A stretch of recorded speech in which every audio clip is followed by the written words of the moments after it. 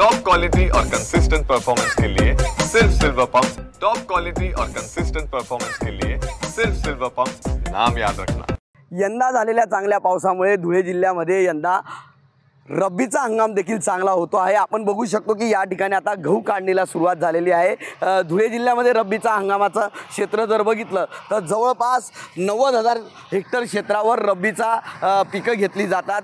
यंदा मात्र हे क्षेत्र 1 लाखाच्या पुढे गेलेलं आहे। जवळपास 1.25 लाख हेक्टरवर या ठिकाणी रब्बीची पेरणी केली गेली। त्या प्रामुख्याने गहू असेल, हरभरा असेल यांचा समावेश आहे। विशेष म्हणजे यंदा सर्वाधिक जी लागवड होती ही रब्बी हंगामामध्ये गव्हाची होती। गहू या पिकाला जवळपास 44,000 हेक्टरवर या ठिकाणी लागवड करण्यात आली। शेतकऱ्यांकडून गव्हाला पसंती देण्यात आली। गेल्या वर्षाच्या प्रमाणे या वर्षी चांगला भाव भेटेल आणि चांगला पाऊस असल्याने आणि वातावरण देखील चांगलं असल्याने यंदा गहू देखील चांगला उत्पादित झालेला आहे। यावेळेस गव्हाचं उत्पन्न देखील चांगलं आलेलं आहे। मात्र आता गव्हाचं उत्पादन निघलं असलं तरी आता ही काढणी सुरू आहे आणि त्यानंतर ज्यावेळेस हा गहू बाजारात जाईल त्यावेळेस नेमका गव्हाला सरकार काय भाव देतं अशी अपेक्षा शेतकऱ्यांनी व्यक्त केली आहे। किमान खर्च वजा जाता किमान 3,000 ते 3,100 रुपये तरी गव्हाला भाव द्यावा अशी मागणी आता शेतकऱ्यांकडून जोर धरू लागलेली आहे।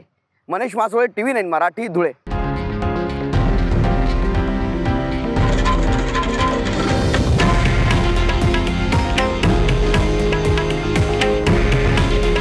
हे आहे देशातील नंबर 1 न्यूज नेटवर्क आणि आपण पाहत आहात TV9 मराठी। काळजी तुमची, हित महाराष्ट्राचं।